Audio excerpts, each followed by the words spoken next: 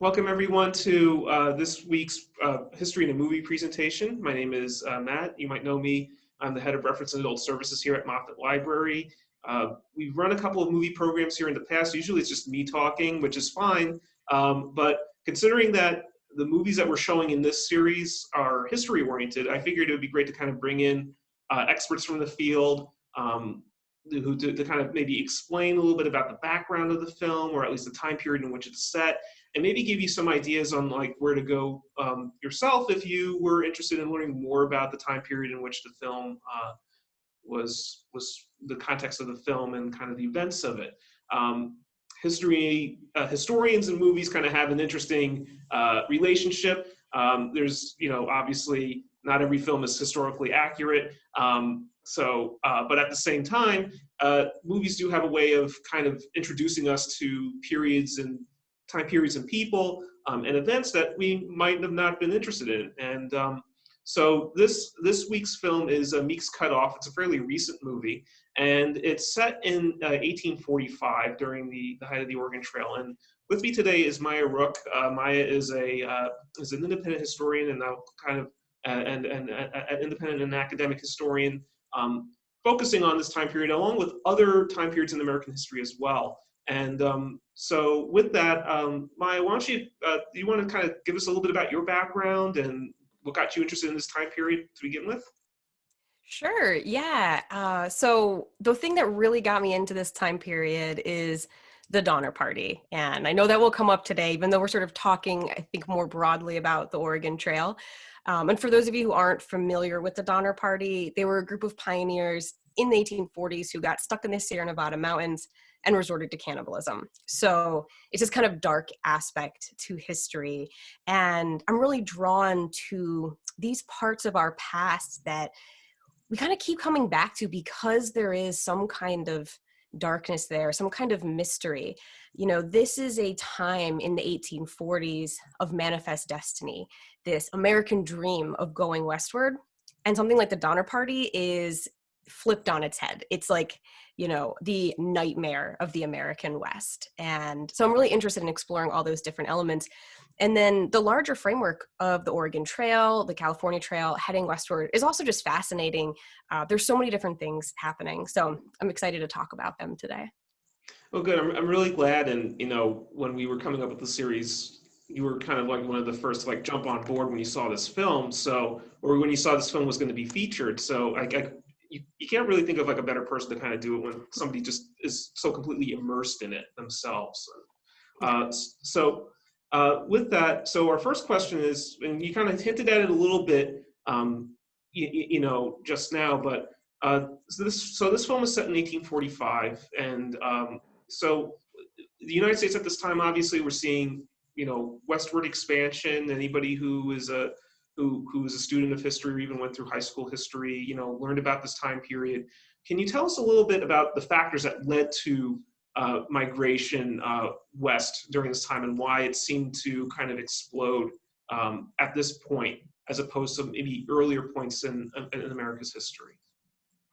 Yeah, so the larger historical context of this time, the energy that's going on in the country is one of growth and ambition and change. So, America is still a fairly young nation and still coming to define itself. And I think that we will find a lot of definition in westward expansion, in this idea of pushing the frontier, pushing boundaries, settling areas that, at least, of course, the white pioneers had not been to before. So some things that are happening at this time, since the beginning of the 1800s to the 1840s, when the Oregon Trail really starts to take off, the population had greatly increased. So it had tripled in size, and the actual amount of land that the United States had access to had quadrupled, right? So it is this time of growth, expansion. Technology is also on the rise. So we see movement there. I have to give a shout out, of course, for upstate in Western New York, 1825, the Erie Canal. Anybody in this area of the country is going to know about the Erie Canal. But it was this man-made waterway, and it was a really significant advancement. Same time, we have early railroads, increasing use of factories, steamboats are appearing on rivers. So we have all these sort of new things pushing the nation along. On the other hand, we also have a lot of tensions going on in the country. There are increasing tensions over slavery. This will become a big issue as we begin to push westward. Will slavery be allowed in the new Western territories, and debates around that? And we also have the forced removal of Native Americans, and these are issues that begin as soon as settlement starts in the 1600s, but in the 1830s, we see the Trail of Tears. We see the forced removal of the Cherokee and other nations to new Indian territories. And so all of this stuff is kind of underlying the surface of this particular time. Yeah, and a lot of people who visited our library or know a little bit about our library's history, it's named after David H. Moffett Jr., who was basically the railroad tycoon who made money off of helping to finance a railroad to take basically silver miners out west through Colorado. So a lot of the things that are happening out west, it's a later time period, but of course that's being felt back here out east as well, I guess. Yeah, and I think that's a great point, is that one of the reasons people might head west, resources, what's out there that people can use. Once gold is discovered in California, we'll see the gold rush bringing people there, but land, resources, and adventure. Starting over, people wanted to take advantage of new opportunities and see what was out there. So we see a lot of different reasons of why people would leave the East, leave their homes behind, and travel westward.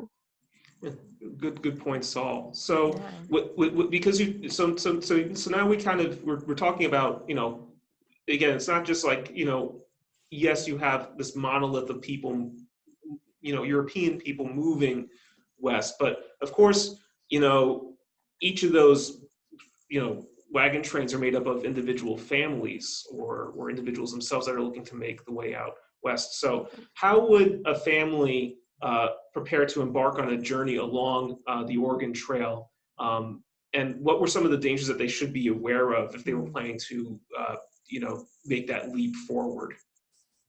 So, Matt, have you ever played the computer game Oregon Trail? I have many years ago, and I remember dying of dysentery lots of times. Yes, that was definitely a danger that it would await you. So I've given some talks on the Oregon Trail before, and I actually love to use the computer game to kind of move things along because it's actually really accurate. And there's this really interesting thing that happens in the beginning of the game where you have to make your preparations for the journey. So a family, they're about to embark on a 2,000-mile journey. It's going to take them 4.5 months to reach the West Coast. All right, so they have a lot to prepare for, and they would go to these places called jumping off points. And the most sort of prominent one is Independence, Missouri. So people would travel from wherever they were in the East, go to Independence, and then kind of get everything together, the last minute things that they needed.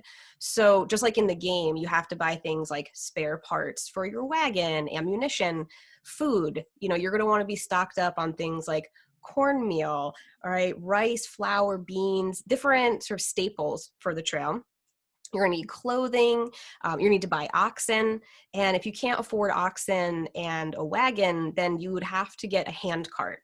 So you may have seen images of people on the Oregon Trail that, aren't having their wagons pulled by oxen. They're actually walking, carrying a hand cart or pulling it behind them with their belongings. So, those are some of the physical things you need to prepare, but you also have to prepare yourself, mentally for this journey. You're not also riding in a wagon, you're walking alongside it. So that's 2,000 miles that you're walking. You have to be prepared for boredom. The very mundane tasks of just moving along. And to give some context for that, people are only moving about 2 miles per hour. So it's very slow. That's about how fast the oxen go. All right. So every day you're actually not moving that far. In terms of dangers, again, the computer game, which you can still play online, and it's still fun if you're a dork, but you have to watch out for things like accidents. And so really, unfortunately, sometimes things would happen where a child might fall in front of a wagon and they couldn't stop it. So the wagon would run over a kid. They might break their arm or their leg. Children also would run into accidents of, drowning in rivers. And something like that happened where you did have an accident, you might have to do an amputation on the trail. And now there's a danger here because the person doing it is not necessarily a very well-trained doctor. Could just be whoever feels like they can do it and has the equipment. So they might have to do an amputation, and then if it doesn't go well, a person could die during that process. They don't have antibiotics. They could get gangrene afterwards. If you're a woman and you're pregnant, you're giving birth along the trail, lots of complications with that. Rattlesnake bites might occur. And then, yes, infamously, the dysentery, cholera, fevers, measles, typhoid, all these different things that could happen along the trail that would, cause your health to fail, and then you might die. So interestingly, I found a statistic that out of 400,000 people, which is the estimate that traveled westward during this era, 34,000 died. And this means about one grave every 100 yards along the trail. Wow. Yeah. So like this sounds like something that it's not like something that you just decide on the fly, like, hey, we're going to move to Oregon or we're going to move to San Francisco, pack your bags, let's go. It's something that I think the family, it sounds like, depending on the situation, you'd have to be mentally prepared for, and you would really have to be in dire straits to kind of invest your time, mental energy, and realize that you may not be coming back, physically even, from this voyage. So I'm sure, like, it sounds like, this probably wasn't for everybody back then. Yes. And there were people on the trail called turnarounds. Mm-hmm. The people who started and then said, no, I'm not doing this. And I think especially for families, they had to really make that decision. Okay, we're going to sell our farm, sell our home, take what's left and head westward. I think the people who might have done it a little bit more on the fly would be, single men laborers who would get hired to go along the trail and help out families. They might be more likely to say, you know what, I don't have a lot going on right now. I'm going to go take my chances. Mm-hmm. But yeah, especially for families. And, think about bringing, let's say you have 6 kids, you're bringing all those children along on the trail. Mm-hmm. Yeah. And they certainly couldn't afford the prairie palace that the Donners had that was 2 stories right tall, Yes, that was very rare. Yeah, the Pioneer Palace, it was a giant wagon, which was not typical. Most wagons were much smaller, and just carrying your belongings. Yeah, so really the Conestoga wagon was kind of the standard, I'm assuming. Yeah. So one of the dangers, well, I want to say, like, we're talking a little bit about the dangers. We're talking about, what, pioneers thought of. I mean, again, this movie, it's mainly from the European perspective or European background perspective. And we, of course, know a lot of what happened during the trail because people leave, the pioneers left diaries, letters, just photographs in some cases. And in this film, they do encounter an American Indian played by Rod Rondeau. He himself is a member of the Crow tribe, and he's won several awards himself for his portrayal in many different films as an Indigenous American. But so we know these written accounts and published records of the pioneers, but what do we know about Indigenous Americans and how they reacted westward during this time? Because that's something that I guess I'm not a scholar of history during this time period that I'm not too aware of, but anthropology is my anthropology background. I kind of feel like, well, there's oral history somewhere. I mean, how would you what kind of documents would they leave behind, or what ideas did they leave behind? Yeah, and I think you already just really hit on something, which is oral history. A lot of things are going to be passed down through generations, through stories. And of course, from the sort of Eurocentric perspective, oral history has often been looked down on as not being as accurate. But they've done studies, and oral history sometimes is even more accurate than a written history. It really depends on how it's being passed down, but it's a precious part of a people's history. So, you tell it in a way that remembers the details. Unfortunately, for many Indigenous people, tribes lost a lot of numbers, a lot of people, and stories along with that. So I was going to mention this when we get more into, sources, but two really sort of classics people could look at would be Black Elk Speaks, which is coming from a Lakota perspective, as well as Bury My Heart at Wounded Knee, which brings in a lot of different Indigenous people's perspectives of this time period. It's very interesting, though, and I think that sometimes we're really influenced. We see a lot of movies about the West. We see a lot of sort of violence and that idea of like cowboys and Indians that's been put into our culture really in the 1900s, right? In television and film. In these early days, in the 1840s and into the 50s, a lot of the relationships were actually peaceful. And so we kind of forget about that time period and what that relationship was like. The pioneers were really scared. They were very fearful and apprehensive about Native Americans. They had a lot of preconceived notions of them as savages. You hear in the movie the word heathen being used a lot, right? So these are the ideas they're coming with, but you often find that they're like, oh, we're actually having friendly connections. So of course, as you know, my Donner Party research, that's where I get a lot of sort of detailed accounts along the trail. And they report early on, they're like, the tribal chiefs came and breakfast with us. I feel sympathy towards them. This is coming from, people who maybe went in with apprehension. And one of the reasons that it was peaceful in the beginning is that the relationship was mutually beneficial and it was often trade-based. So, the Native Americans were more likely to want things like ammunition and rifles, and the pioneers needed to trade in order to get horses and food and things they needed to survive along the trail. And they would also hire them. So there's different points.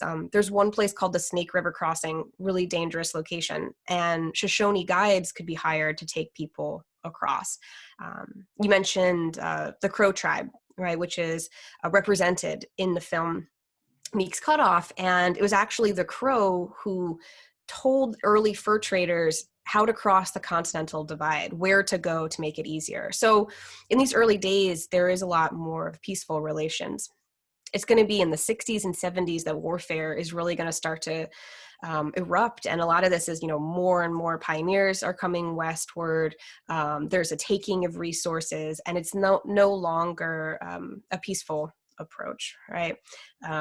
And you also see culturally, the significance of the buffalo to many indigenous people, and the pioneers are just shooting them. So I can only imagine what that's like from a Native American perspective to say, this is like an important being in our world, that you just have pioneers coming across, shooting and leaving the carcasses of the buffalo out in the fields. Yeah, I mean, it's very sobering kind of it's really sobering when you study that aspect of things, because you think about, oh, the Wild West cowboys, wagon trains, like, oh, and people, I'm sure a lot of people grew up with, watching maybe some of the serials that came out in the 1950s, or even, 60s, like Gunsmoke and, the Rifleman and John Wayne movies. And that's like their image of the West. And like you said, even the cultural perspective, it's Eurocentric, but we don't really think too much about, or it hasn't really been portrayed up until recently, where we're showing the other side of the story, which is, the people who actually lived there. And what was it like for them to see, it's not just like one or two people wandering through, westward, it's a whole train of people. It's a large migration of people happening at once. I'm sure it was almost as if, like, I felt, again, not to give too much of the film away, but I felt like from the Eurocentric side of things, it's almost as if you're landing on the moon. Completely, you're not used to this environment, but at the same time, you have the people who actually live there looking at it as kind of like, almost to me, like an invasion, or at least like a large, or at least in the early days, it's like, wow, there's a lot of people. And I'd like to, if I was living there at the time, I'd be wondering, what's going on? Yeah. Where are you headed? Why are you headed out here? Right. Kind of thing. Yeah. And then it's not just a few people, it just keeps coming and coming. And then, when the Transcontinental Railroad is completed, and then people are coming out even in bigger droves, that's when we really start to see more of the violence erupt, and more decimation of tribes. I do have an interesting oral history story, which of course relates to the Donner Party, but I have been trying over the years, and I really at some point want to do a completely, indigenous perspective of the Donner Party, which is a lot of research that I still have to do. But one piece that I have is in the oral history of the Washoe tribe that lived in the area. It said that they saw the Donner Party setting up camp for the winter, which they couldn't believe. Why would they do this here? This is not a good spot to be. There's no game. It's going to be a terrible winter. But they tried to approach them at one point by bringing them a deer carcass. And the Donner Party has no records of this. They didn't write any of this down or tell any stories, but the Washoe say that as they approached, they were shot at. So I think that just gives an interesting kind of note. It's like it didn't get into any of these records of the people who were traveling westward. For the people who lived there, it was significant, and they've passed the story down through generations. It's really interesting, and kind of speaks volumes about how important it is us living in the 21st century to really kind of take a step back and talk to somebody who grew up in the early talk to our grandparents, talk to our our parents, even people who lived generations before us, so we could at least record these things down, because the oral history, like you said, it's very important, especially if you're dealing with if you're in a situation where writing doesn't really, writing on a piece of paper is not culturally significant to you, or you don't have that ability. Now you do mention again, so you mentioned them a couple of times. So I'm gonna throw in a way a softball question your way, but I think it'll tell us a little bit more about you and kind of also culturally speaking, our knowledge of the West is that. So Meek's Cutoff is based on a true story. It took place in 1845, and this named after a fur trapper named Stephen Meek, who was trying to find a way. Basically, he was kind of they were on their way to the Willamette Valley in Oregon, and of course, as you mentioned earlier, many people died. Some survived.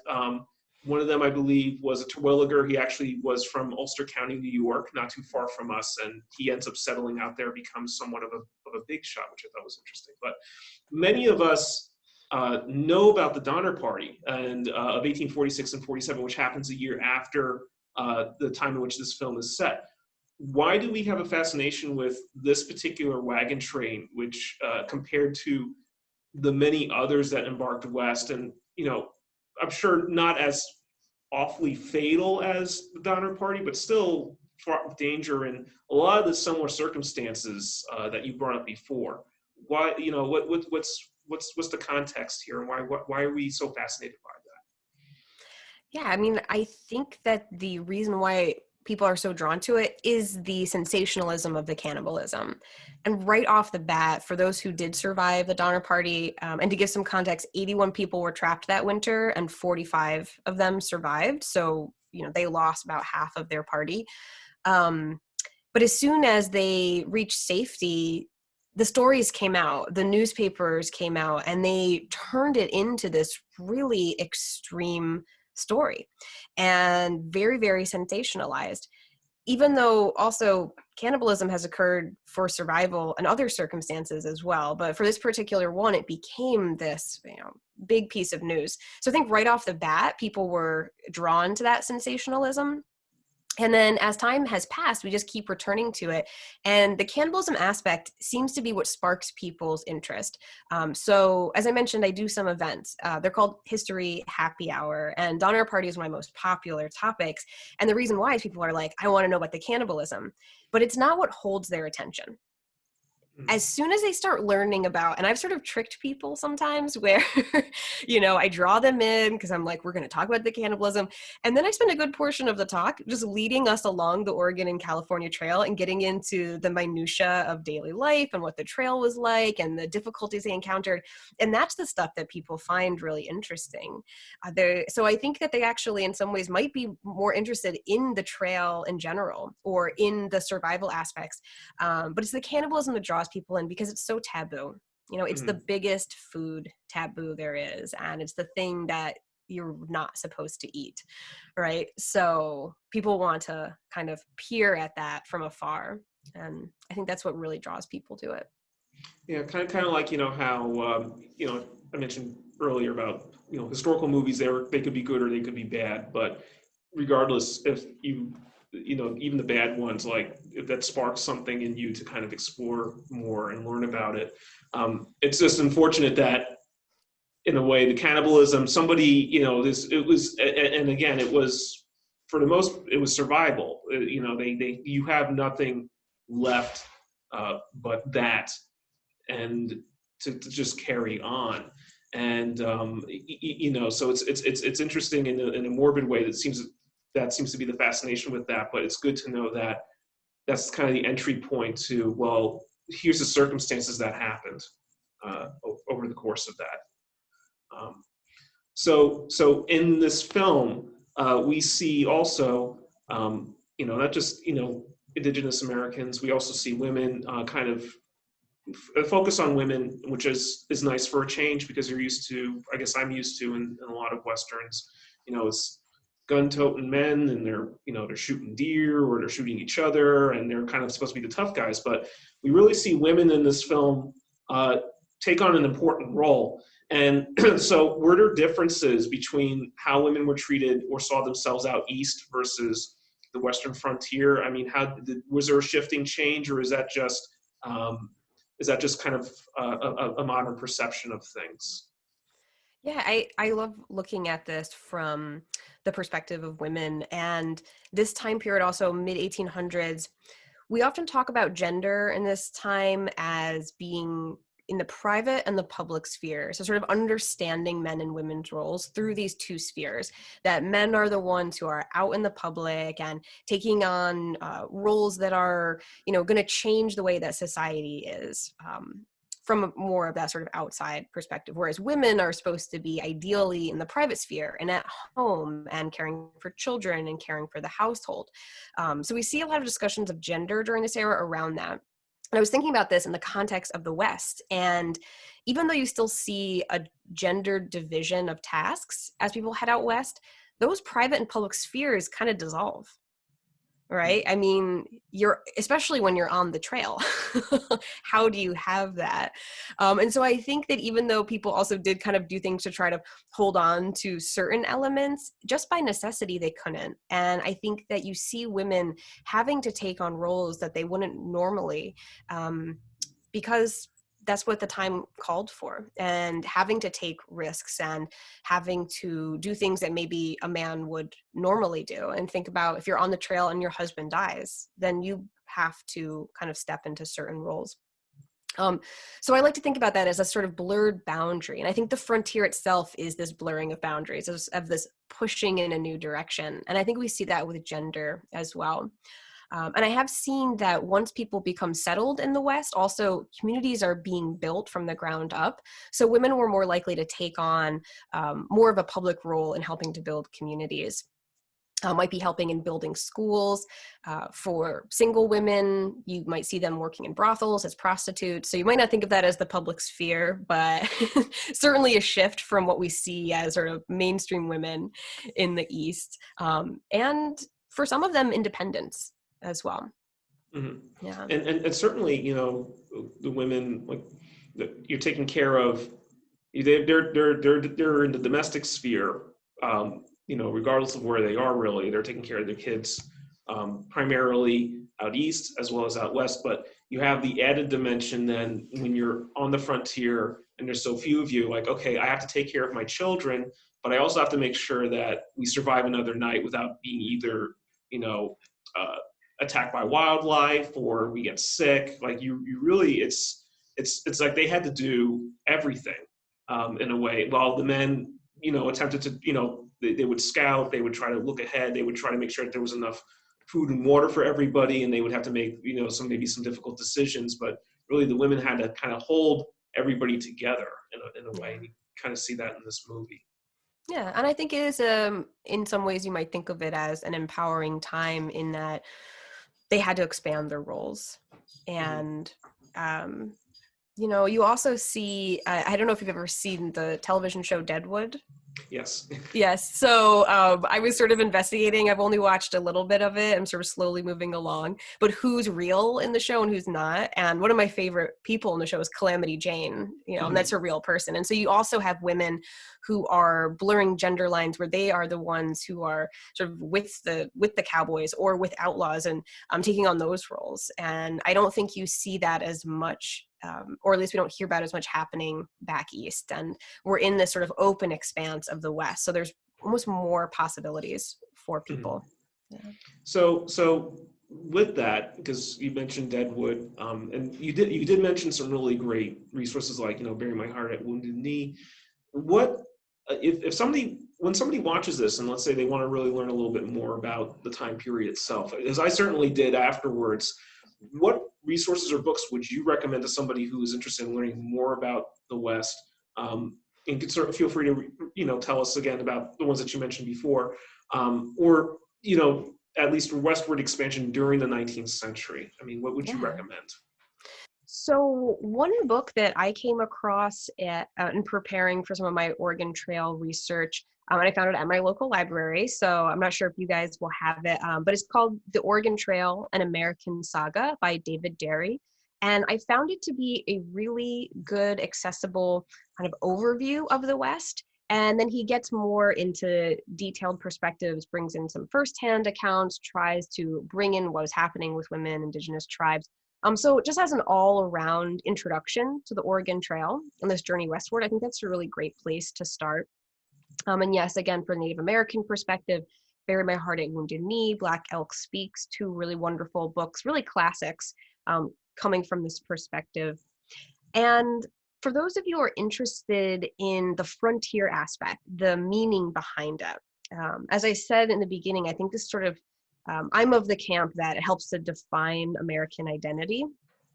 So if that's something that interests you, you might want to check out one of the really first people to make this claim, Frederick Jackson Turner, and it was in the 1890s. He gave this talk where he talked about, the essay is called The Significance of the Frontier in American History. So that's sort of a good starting point. And there is a book that brings in other scholars' perspectives. So it's called Rereading, Frederick Jackson Turner. It's a series of essays. So you read the original and then you read all these different scholars and their take on it. So, if you really want to nerd out on the frontier, I would say go with that.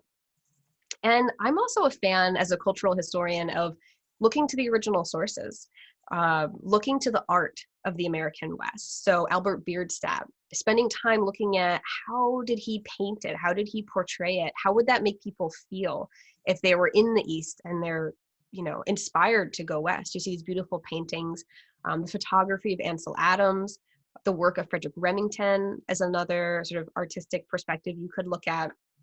And then finding diaries.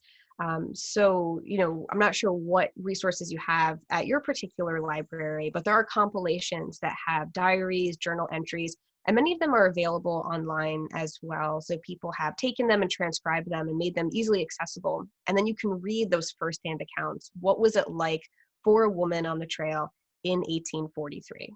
What was it like for a child? What was it like for a single bachelor? What was it like for someone trying to strike it rich, right? So all these different perspectives you can get from these firsthand accounts, and many people did keep diaries. And then from my own work, as I said before, I run this series of events, History Happy Hour. They're all virtual.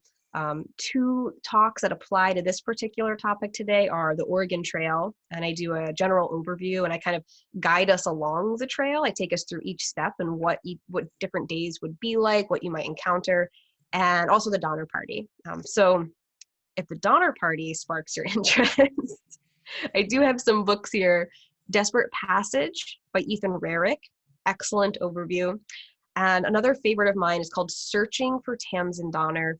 Tamsen Donner was the matriarch of the Donner family, and she's a fascinating woman, and it kind of details her whole life, but it's also a memoir of the woman who wrote it. So she does this beautiful layering of time of Tamsen Donner's life, her life in the 1970s, and her fascination with Tamsen Donner. And she actually took her husband and her 5 children and traveled the entire Donner Party route. And so to get that kind of perspective, and it brings in the larger context of the West and what that was like. So to me, that's a really interesting and unique way of conveying this particular time period and making it relevant to the present. Well, thank you very much for your time, Maya. And again, we're going to include in the description some of those resources that you could check out on your own. Maya, I'm sure you have a you might want to you can send me a link to maybe your History Happy Hour program, and at least people can kind of get an idea of that. But from each of us to you, we hope that you enjoy this film, and if you have any questions, please feel free to reach out to us, moffat@rcls.org, or 845-496-5483, and that's our phone number here. But again, enjoy the film, and thanks again, Maya, for joining us today. Ooh, thanks for having me.